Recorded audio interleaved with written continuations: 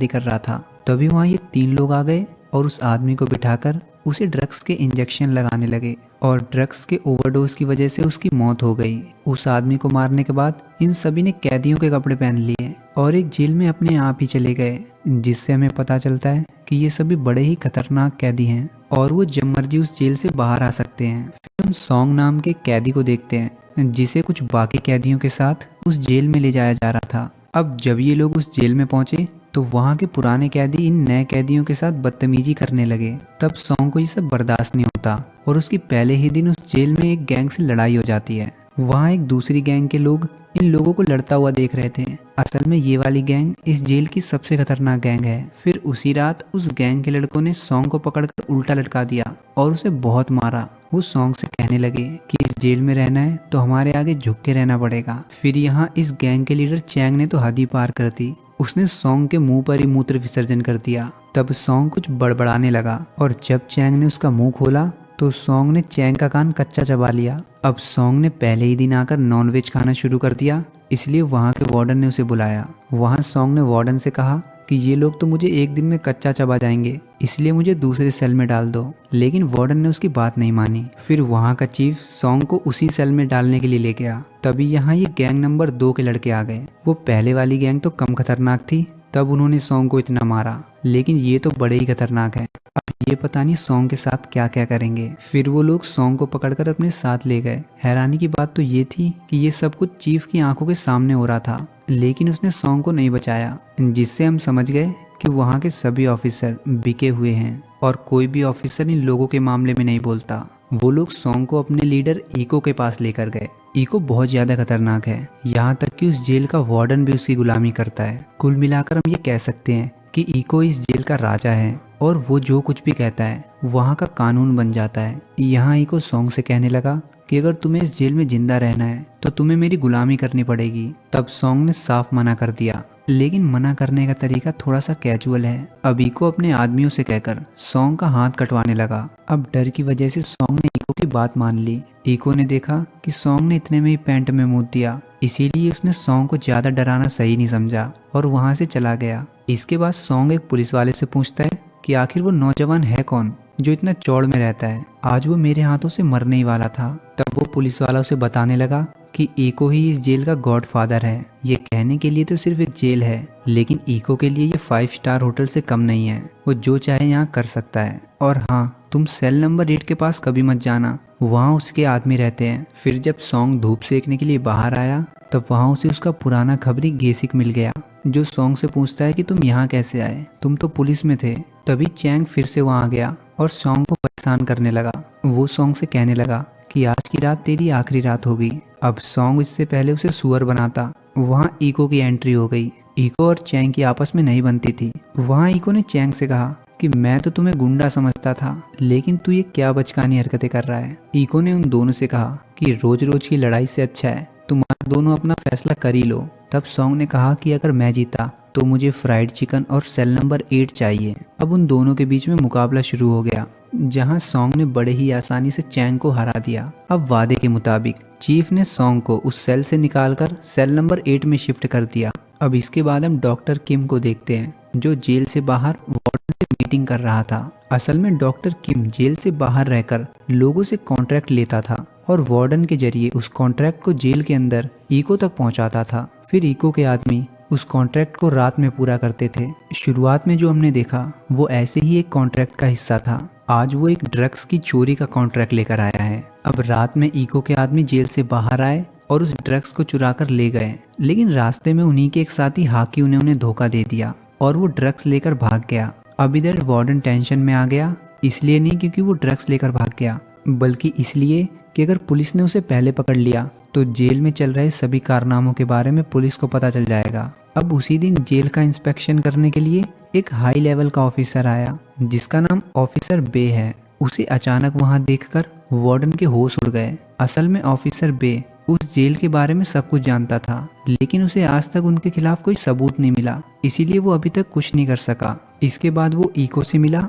वहाँ इको अपने full attitude में था। तब ऑफिसर बे ने उसे नजरें झुकाने के लिए कहा, लेकिन इको तो अब और ज्यादा चौड़ा होने लगा। इसलिए उन दोनों के बीच लड़ाई शुरू हो गई, जहां ईको तो मन ही मन बे को जान से मारने की सोचने लगा। अब बात ज्यादा ना बिगड़ जाए इसलिए सॉन्ग बीच में बोल पड़ा। उसने बे से कहा कि आखिर तुम हम कैदियों को समझते क्या हो, आखिर हमें भी तो अपनी मर्जी से जीने का हक है। अब सॉन्ग के इतना कहते ही वो पुलिस वाले सॉन्ग को ही पीटने लगे ताकि वो ऑफिसर बे के सामने अच्छे बन सके, जिसके बाद बे वहां से चला गया। अब यहाँ सॉन्ग ईको के नजरों में चढ़ चुका था, क्योंकि वहाँ सॉन्ग के सिवा और किसी ने ईको के सपोर्ट में नहीं बोला। इसलिए रात में ईको सॉन्ग से मिलने गया। वहाँ ईको ने उससे पूछा कि तुम्हें खाने में क्या पसंद है, आज तुम जो चाहे वो खा सकते हो। तब सॉन्ग ने मछली खाने की डिमांड की। तब ईको कहता है ये तो मुश्किल है। सॉन्ग कहने लगा कि जब ये मुश्किल है तो तुमने मुझसे पूछा ही क्यों। अब बात ईको के सेल्फ रिस्पेक्ट की थी, इसलिए वो अपनी पावर का इस्तेमाल करके सॉन्ग को अपने साथ बाहर मछली खिलाने के लिए ले गया।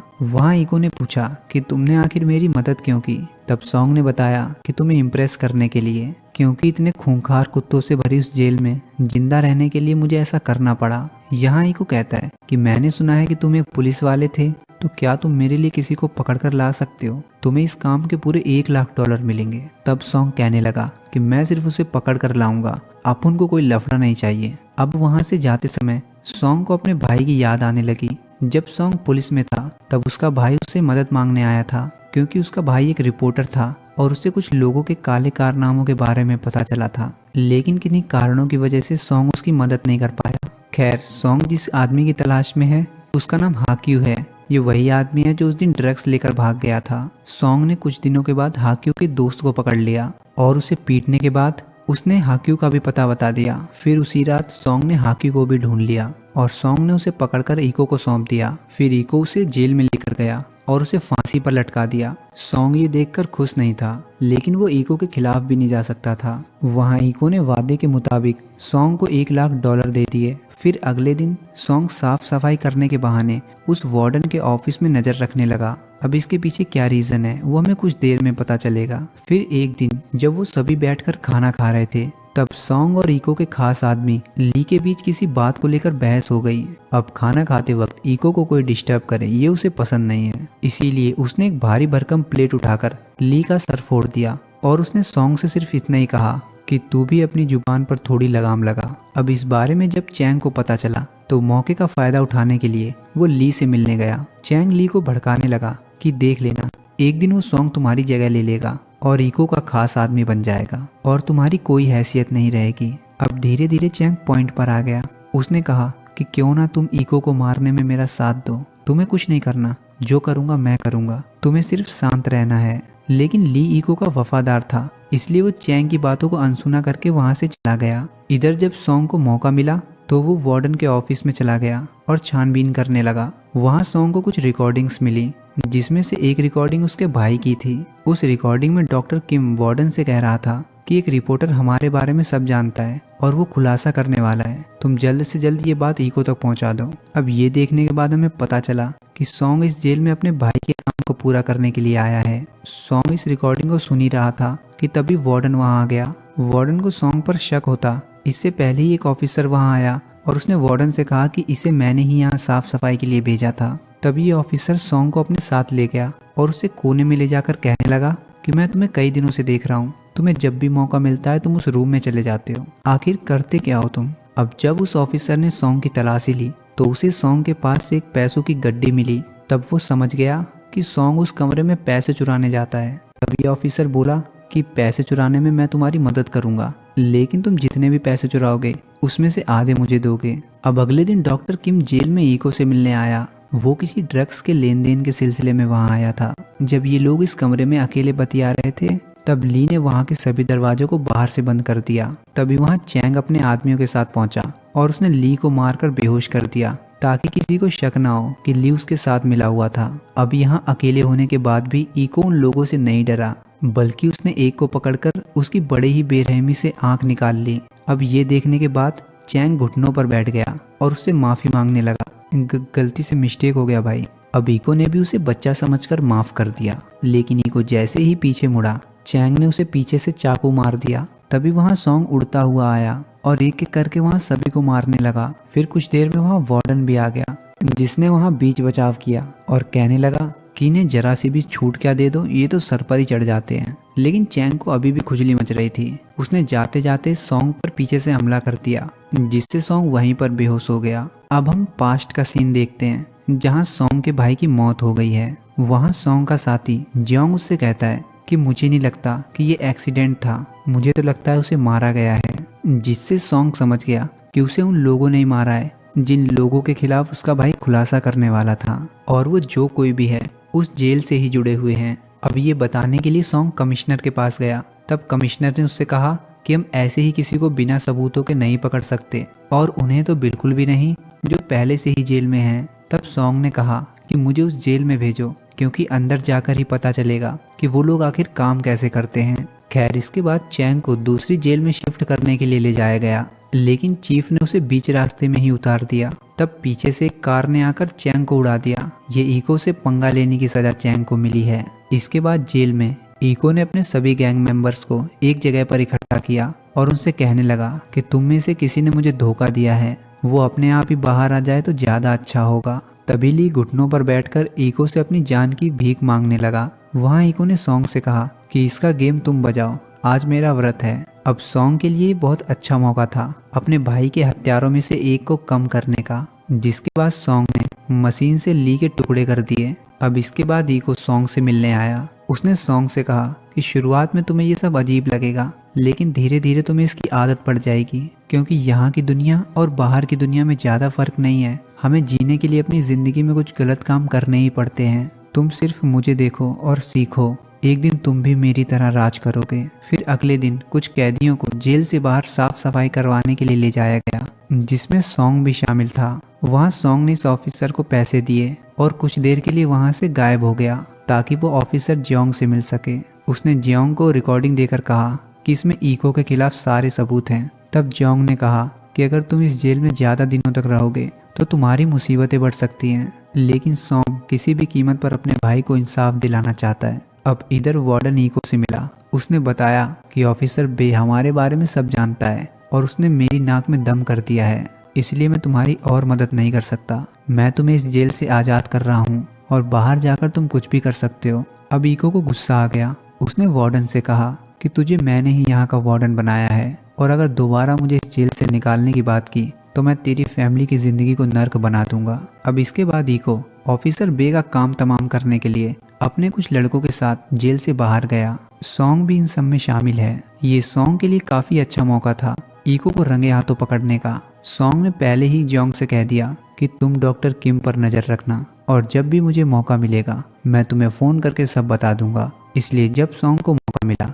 उसने जियोंग को फ़ोन करके बताया कि इको अपने आदमियों के साथ बाहर आया है और यही सबसे अच्छा मौका है उसे पकड़ने का। तभी इको ने सॉन्ग को फ़ोन पर बात करते हुए देख लिया और फ़ोन उससे ले लिया। इको ने जब आवाज़ सुनी तो वो एक औरत की आवाज़ थी। उनकी बातों से इको समझ गया ये तो सॉन्ग की मम्मी हैं। अब इधर जियोंग अपनी पूरी टीम के साथ एक लोहे के कारखाने के पास जा रहा था, क्योंकि उस लोकेशन के बारे में सॉन्ग ने उसे बताया था। जब पुलिस वाले उस कारखाने के अंदर गए तो वहाँ वर्कर्स के सिवा और उन्हें कोई नहीं मिला, जिसका मतलब था कि इको ने अपनी लोकेशन बदल ली है। इधर सॉन्ग ने इको से पूछा कि हमने अपनी लोकेशन क्यों बदली। इको ने कहा कि इससे तुम्हें कोई मतलब नहीं होना चाहिए। इसी बीच उसके आदमी लोग ऑफिसर बे को वहां पकड़ कर ले आए। वहां इको ने ऑफिसर बे को कूड़े को क्रश करने वाली एक मशीन में डालकर मार दिया। जाते वक्त इको को पता चला कि जहां वो पहले जाने वाले थे उस कारखाने में पुलिस का छापा पड़ चुका है, जिसके बाद उसने सॉन्ग को अपने साथ बिठाया और उसे ऑफिसर जियोंग की फोटो दिखाई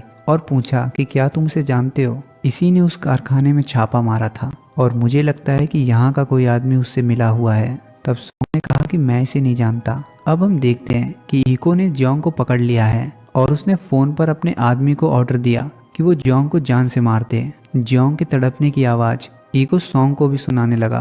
तब सॉन्ग को आखिर में बोलना ही पड़ा कि इसमें उसकी कोई गलती नहीं है, तुम प्लीज़ उसे जाने दो। इधर जब वार्डन को पता चला कि इको ने ऑफिसर बे को मार दिया है तो उसे बहुत गुस्सा आया। अब वो इको के खिलाफ हो चुका था और उसे मारने के लिए जाता है, लेकिन जब वो इको के पास पहुंचा तब उसकी बोलती बंद हो गई। लेकिन बेचारे ने जैसे तैसे उस पर गन पॉइंट की। तब इको ने उल्टा उसी को ही मार दिया और चीफ से कहा कि आज से तुम वार्डन बन गए। इसके बाद वो लोग सॉन्ग को फांसी पर लटकाने लगे, लेकिन उन लोगों में से एक का दिल काफ़ी अच्छा था उसने सॉन्ग को बचाने के लिए लाइट ऑफ कर दी और सॉन्ग वहाँ से भाग गया। जिसके बाद वो अपने खबरी गेसिक के पास पहुंचा और उससे कहने लगा कि मुझे तुम्हारी मदद चाहिए। फिर इन दोनों ने मिलकर उस जेल में आग लगानी शुरू कर दी। यहाँ तक कि सॉन्ग ने एक बिल्डिंग को गैस सिलेंडर से उड़ा दिया। अब जेल में इतनी बड़ी आग लगने की वजह से पुलिस वालों को वहां आने का मौका मिल गया। इसके बाद वहां सभी लोग आग बुझाने लगे और इसी बीच सॉन्ग वहां गन लेकर आ गया और ईको पर फेक फायरिंग करके उसे फाइट के लिए चैलेंज करने लगा, क्योंकि वो उसे इतनी आसान मौत नहीं देना चाहता। जिसके बाद ईको भी तैयार होकर उसके पास चला गया। अब यहाँ इन दोनों के बीच काफी तगड़ी फाइट होने लगी। इनकी ये फाइट चली रही थी कि तभी वहाँ पुलिस भी पहुंच गई और पुलिस वाले ईको को सरेंडर करने के लिए कहने लगे। तब स्क्रिप्ट के हिसाब से सॉन्ग ईको को मारने ही वाला था कि तभी कमिश्नर ने उसे ऐसा करने के लिए मना किया और उसे रोक लिया। मौका देखते ही ईको ने पास में पड़े एक कांच से सॉन्ग पर हमला कर दिया और वो उसे जान से ही मारने वाला था कि तभी वहां खड़े सभी पुलिस वालों ने उसे अपने निशाने पर ले लिया और जैसे ही वो सॉन्ग को मारने को हुआ तभी सभी ने उसे गोलियों से छेद दिया। जिसके बाद वहां के सभी कैदियों को असली जेल में भेजा गया। अब ईको के मरने के बाद उससे जुड़े हुए सभी लोगों को गिरफ्तार कर लिया गया, जो कि सॉन्ग के लिए बहुत अच्छी बात थी, लेकिन उसके लिए बुरी बात भी थी। वो ये कि जेल के सभी कैदियों ने सॉन्ग के खिलाफ गवाही दी। उन्होंने कहा जेल में सॉन्ग ईको का खास आदमी था और उसके सभी क्राइम में उसका साथ देता था। अब इसलिए पुलिस वालों ने सॉन्ग को भी गिरफ्तार कर लिया और उसे जेल में डाल दिया। जिसके साथ ही ये मूवी यहाँ खत्म हो गई।